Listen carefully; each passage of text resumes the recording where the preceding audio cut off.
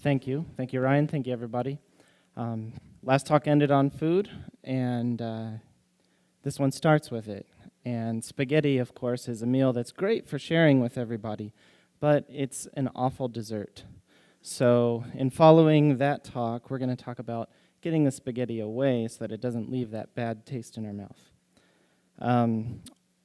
A note as we begin, turns out that 30 minutes is a hard time frame to fit this talk into. So I've tried to reduce a lot of what we cover. What I want to present is kind of like just the tip of the iceberg, provide maybe some more anecdotal stories as we go through here. So if you're interested in this topic, then I'd really encourage you to find me afterwards or in the other building, because it's a topic I am passionate about, the topic of software designing APIs. And I think that actually it's a good way to be respectful of our peers as we develop, because software complexity is a great source of stress. It's a great source of delay when people say, oh, I think I'm going to have this done by 5, and then they dig in and they realize that there's 30 other issues that they have to take care of because they didn't anticipate that some code would be so difficult to work with. That being said, in this talk, I hope to share about how one particular aspect of design can help simplify our user interface coding and the APIs that power it, bring consistency to common failure modes, make testing and development easier, more interactive in a prototypical way, and hit the home run point on language of design. We are going to be using a hypothetical Gutenberg plugin to frame the discussion. This is actually more of a tale of my own journey through a project I'm working on at work, with the names and the plugins and the actual things changed just for the storyline.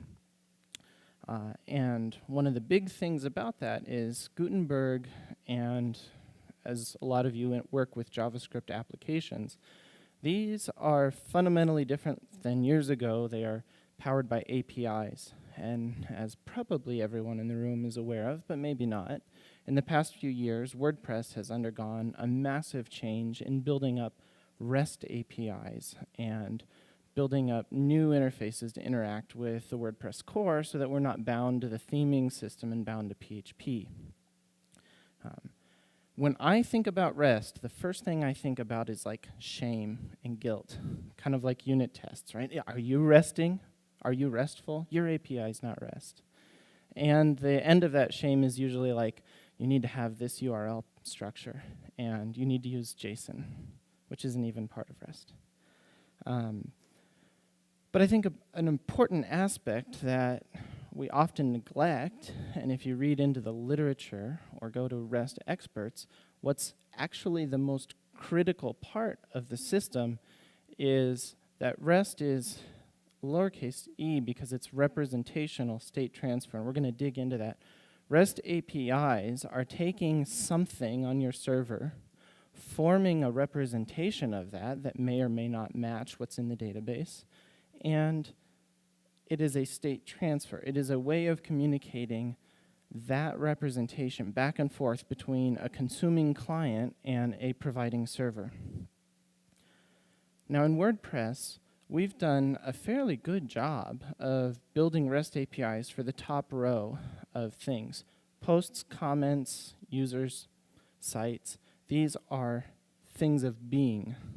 They are like the tickets or the fire extinguisher or the bone.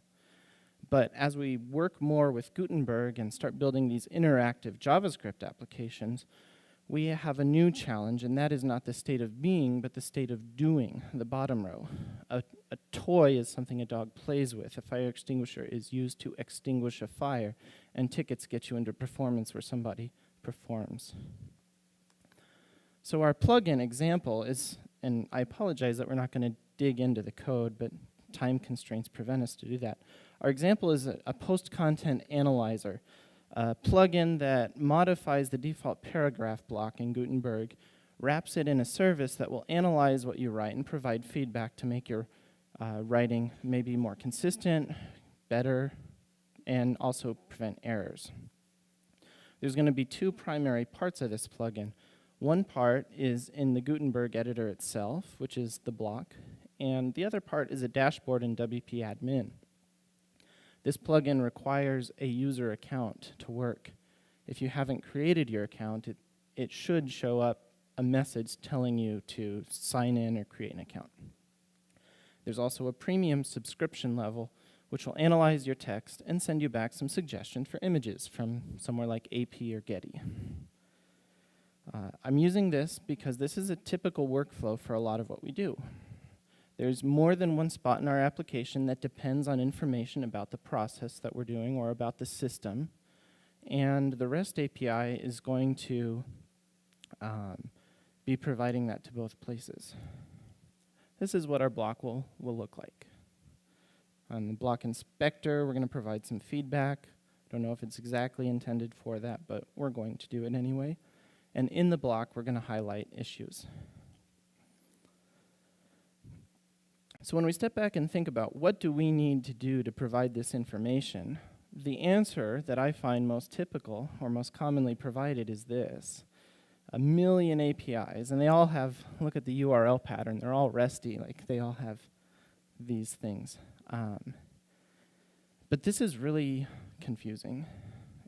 If we're going to build this out, it's the simplest thing to do to get the job laid out before me done, but it's the hardest thing to do to build the product. We get an explosion of APIs at random endpoints, random URLs. We have a hard time fitting the pieces together, and they all kind of depend on each other in these weird ways. Like, we shouldn't be able to hit the jobs endpoint if we don't have an account. We shouldn't be able to do one without the other, and some don't even exist until another is gone through. What I want to end with is this API. If we want to get information about the system, then we get it.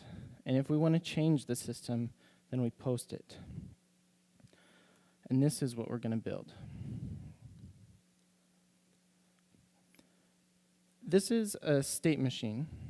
It's a tool that engineers have been using for a long time, for many, many generations. And it is a visual representation of our systems or our processes. Unlike the guilt and the shame that can drive some really bad software decisions, when we're talking about something like this, we end up performing a process of discovery more than forcing. We don't so much create a state machine as we step back, we look at what we're doing, and we discover that the reality is it can be modeled by this. It already exists. We just didn't realize it. We classify what we do, and we classify what the parts of our system are. We classify how they come together as a whole, and then we end up on something that we can talk about in conversation. This plugin apparently has 4 different major states that we can talk about. It's either not logged in, it's logged in and nobody has done anything, it's logged in and there is processing going on our service, or it finished processing and it's waiting for the next task. The state machine is a lot like the flight that many of you came on. It has independent and discrete tasks or points in time states, and each of those has properties or actions that are inherent to that state.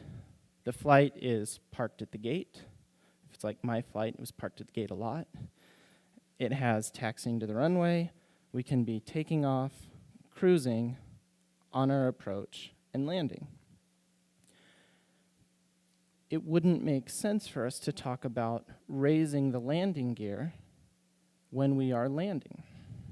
That is an activity that should only be performed in the takeoff or cruising state. We have an airspeed when we're at the gate. Usually it's 0. But that property only makes sense when we're flying, not when we're on the ground. So the state machine is a simplification. It has no code in it, and it is simply specifying discrete points in time in a process or discrete points of operation of a system, and those things that are characteristic and usually unique to that state.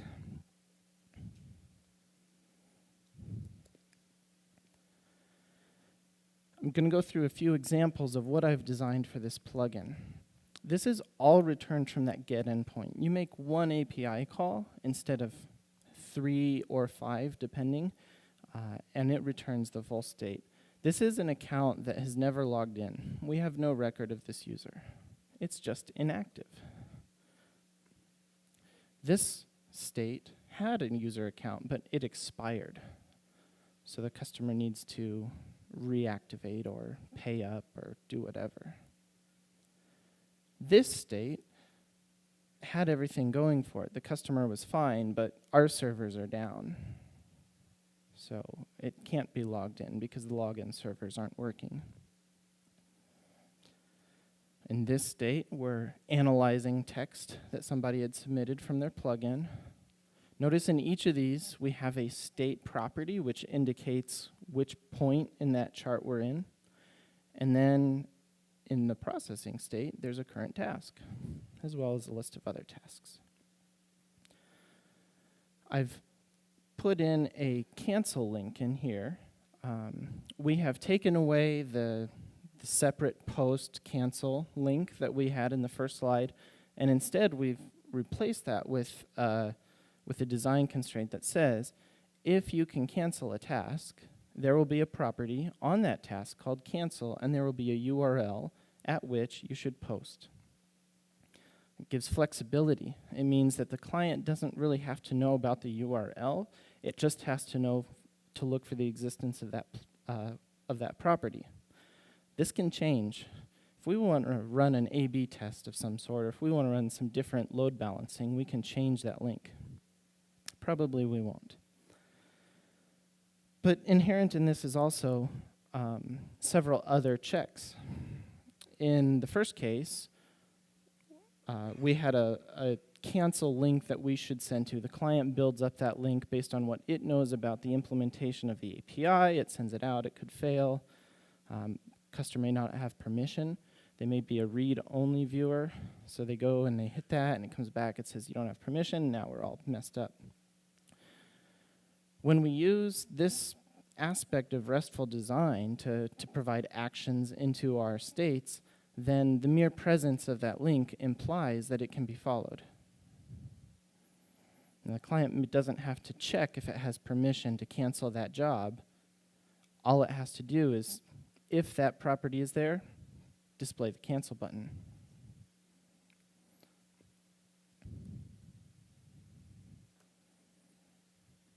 So if somebody doesn't have permission, it's gone. This is what a completed task looks like. When we hit the endpoint, it comes back. And this is what it looks like if it's a premium account. In my application, I didn't have to check if the user has premium access and then make a separate request to get the photos. It just is a matter of fact through the machine design that when it's a premium account, it'll include these things. Alternatively, we could have provided a link to grab the photos that would have only appeared on premium accounts. We may be running a promotion, or if somebody is signed up with a specific organization, we may make a change to that rule. We may say, during this weekend, also provide the image service to everyone because we want them to get a taste of what it's like. This is something that when the presence of the property in the state machine indicates that somebody can perform the task, then what that does is it gives control over to the server. We don't have to make updates to our application to handle the new business rules. We've modeled the system. The application kind of has this direct one-to-one mapping of the state to the visuals. So this is great. Like we can make a business rule change on that one server, on that one piece of code, and all of our clients update. The clients didn't even know that we were going to introduce coupons or specials or promotions. It just displays it, and it works. And we're good, and we come back and say, well, I thought this was going to take 5 hours, but it took 0. So that inversion of control is great because at least with some of the things I do. Like when I build a website, it's relatively easy. I can update that code and push it out. When I develop a mobile app or a plugin, then there's that long tail of updates, right? Like, we could make this change, but there's people who haven't updated in 3 years. So I want to walk through some of the ways that this ideology, this pattern of design, can impact what we do. In the client, we'll often have a snippet of code that looks like this. When they click on the button, execute this API call, and then when it finishes, take the response data and update our UI. Anybody in the room see this? Anybody write it? Something like this? I see it all the time. There's a couple problems with this. Number one, that job that we posted to tell our service to analyze the content, that could have failed. The user account could have expired in the process of doing that, or our servers could have gone down. The response could have changed. A number of things could have happened, and this is going to completely break when that happens. We have assumed a specific response, and we have coupled our request to the response. And maybe a deeper level of a problem is when we started this, it's supposed to kick off the analysis of our text. And we're updating the user interface based on the response of that request. But if a customer refreshes the website, if they refresh the editor during the middle time when that API call was out there, then it's just gone. We don't get the updates to the UI because the UI doesn't even remember that we scheduled that task. And maybe from a different angle, which is the same problem, is how are you going to mock this? How are you going to test it? When you want to get the user interface in development into this state, like I want to see what this looks like when that API call is taking a long time. It's just not possible unless we get into really complicated mocking libraries. But when we've built a state machine for our UI, and the UI is a map of that, we do fire and forget calls. When you click the button, fire off the request, the UI will update automatically because the state updates.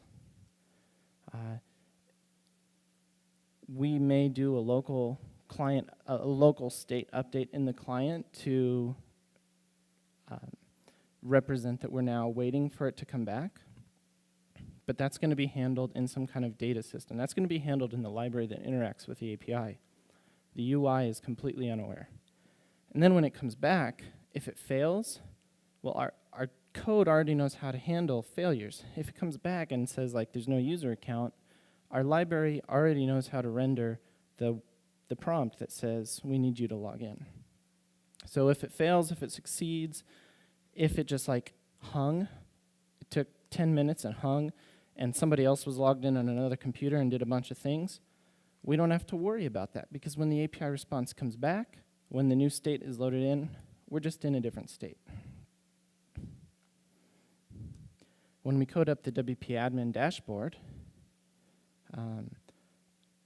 it's a similar process. We have a very discrete set of states to represent. All we have to do is check which one we're in. We've moved away from some function to render that makes an API call and responds, that's this thing, into a function that just takes the state property. It takes that object, it takes that representation and renders it. Well, this is stupid easy to test. I can pass in the handcrafted state that I want, or if it's like a data system operating separately, I can just inject that state into the data system. I do this every day at my job working on WordPress.com. I open up the console developer tools in Chrome. I say, like, inject this state. The UI magically appears in whatever form I want it to, whether that's in the middle of a network process, which didn't actually happen, or it's showing a premium account response, even though the account doesn't even exist.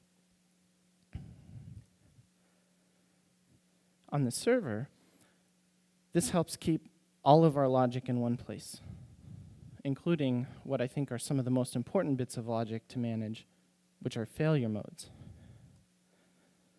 On the server, we end up with a single function, a single point to go to. Somebody says, this isn't working the way I expect it to. Here's where you start. We don't start looking through 10 different files. We don't start asking what sequence these things were done in. We start by going to the top and working our way down. We have certain global concerns, authorization, for example, that if they aren't right, we just return a state that represents that. We start checking our business rules in whatever order we determine, and we return a new full object to represent whatever should happen. We get the running tasks. We check if one is currently active. Similarly, when we're updating things, when we're following through, and our client sends back that post endpoint, we can look for certain global concerns. Like you can't start off with something that's processing and tell it to start another job. That's an invalid transaction, invalid transition, and we can report that to the client as a failure. We can immediately capture the global authorization type stuff.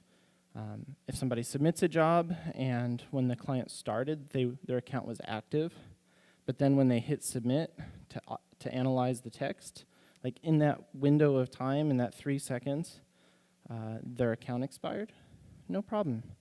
Because when we get this stuff at the server, that's the first thing it checks.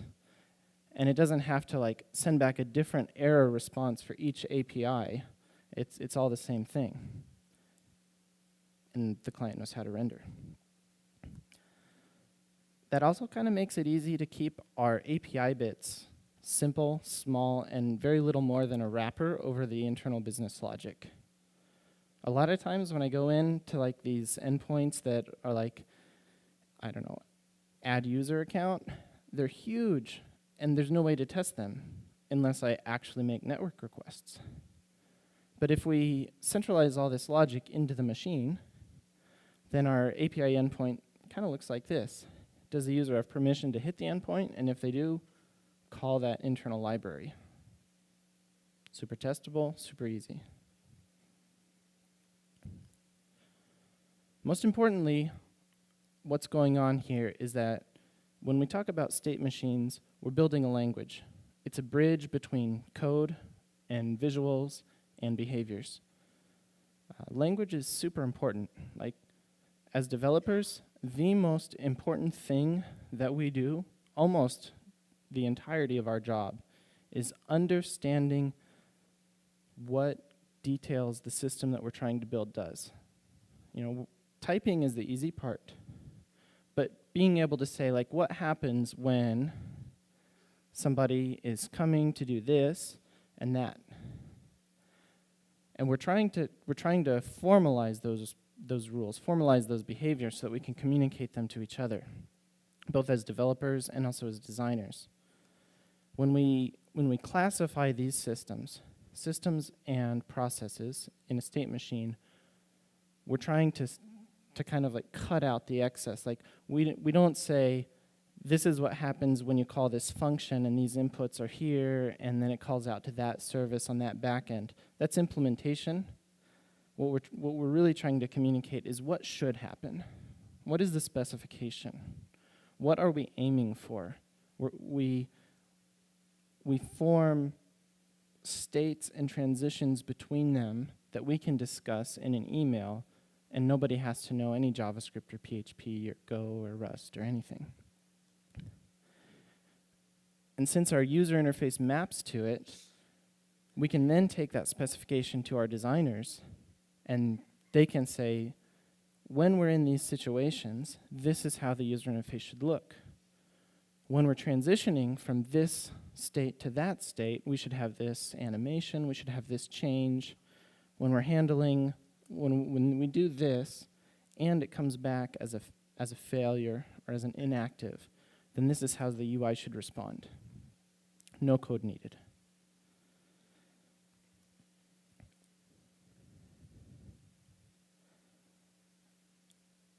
these are all kind of like just general software practice things to do, but it's easy to let them escape our mind.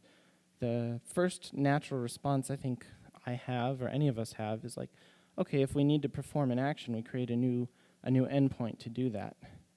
That's almost never the right answer. That's almost always the answer that's going to make things harder, more complicated, more confusing, harder to test, harder to prototype.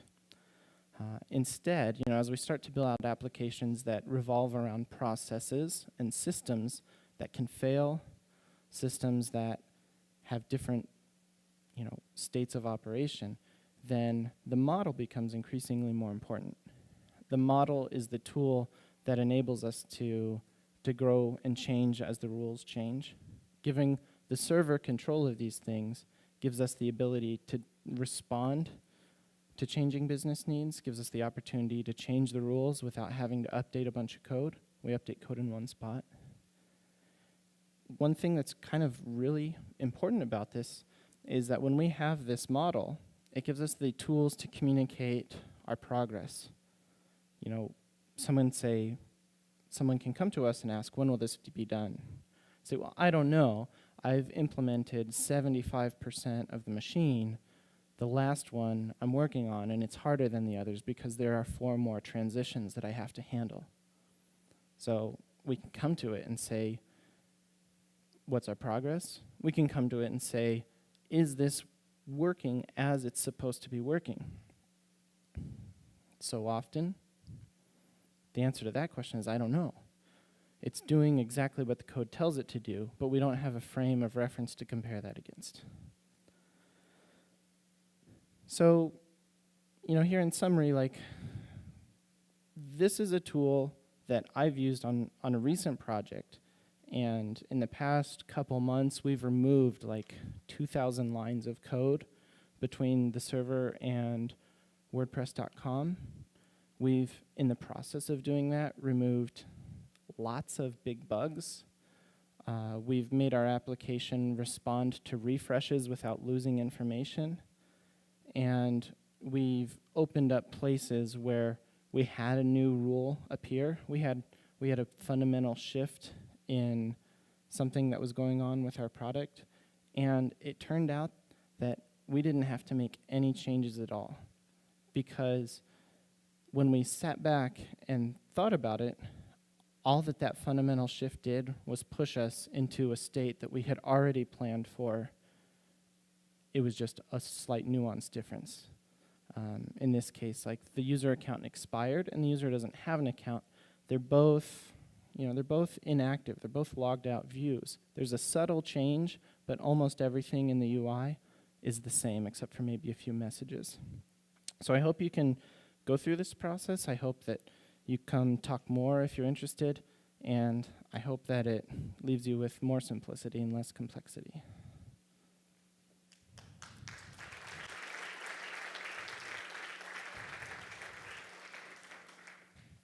Questions? Yeah, we've got some time for questions. We do have 5 minutes for questions. So.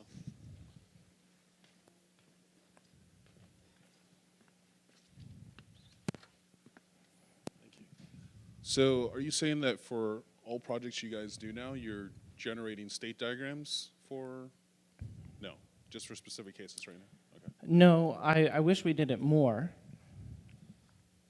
Like all design practices, there's a spectrum of trade-offs, and too often we rush ahead and don't do it. But I've done it on a few projects, and it has been a huge asset. And it's one of those things that takes more time up front, right? Like, how do you explain when your boss comes and says, "What are you doing?" and you've been doing this for an hour? Like, I still feel bad when I give my daily report, and what did you do yesterday? Well, I thought. But those extra hours of thinking have saved tens or hundreds of hours of development time, as well as customer frustration. So I try and encourage it within my teams and among my other teams as a way of doing this. Like, oh my gosh, to be able to post a report that has a picture, these are tools that we can communicate effectively with, and there's even like code generators. There's libraries that you can use where you put in the state details and it spits out code that handles it for you. So it's a good practice I wish we did more of.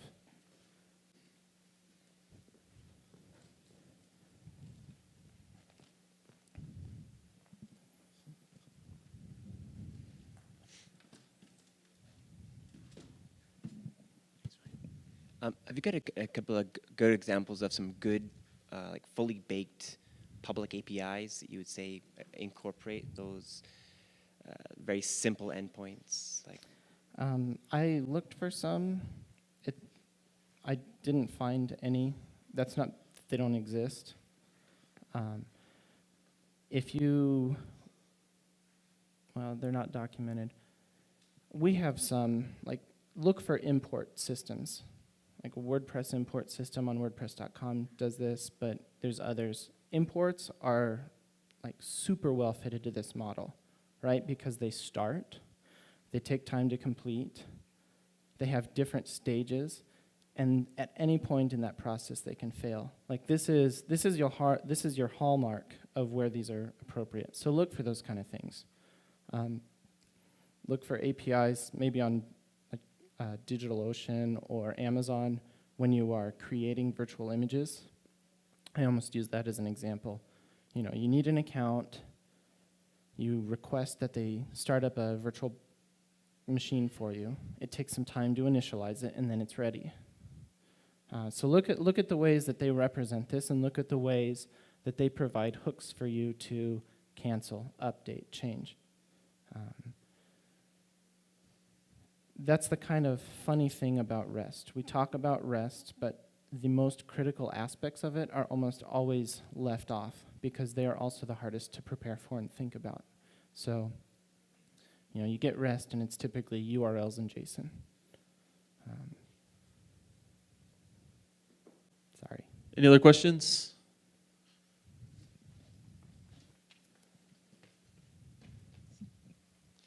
Are you able to refactor an existing API sort of piecemeal with this approach, or is this something you should do up front with the design and build it all at once? So when I came into the project I'm doing now, a lot of the stuff was already built up. That's why we've pulled out so much code. And that's still a process going on. We have a process where you have to supply credentials, and you can perform certain operations in those cases. So the first place we started was like that credentials area. And when we built up the state machine sufficiently enough that it provided the details we needed, then we stopped making calls to that old endpoint. And I actually have a metric in there that counts how many times that API still gets called. And I just found out last week, like, we have an old Electron app that's still making calls, so I can't shut it off yet, but it's like 4 a day. And we have the next phase ready now, and we're making client changes to switch over. And that PR is like plus 100 lines, minus 800 lines, and we'll be able to shut off another API in the back end. So again, like, I prefer red lines over green lines any day. And yeah, you can do it in chunks because it's all about confidence and clarity of communication.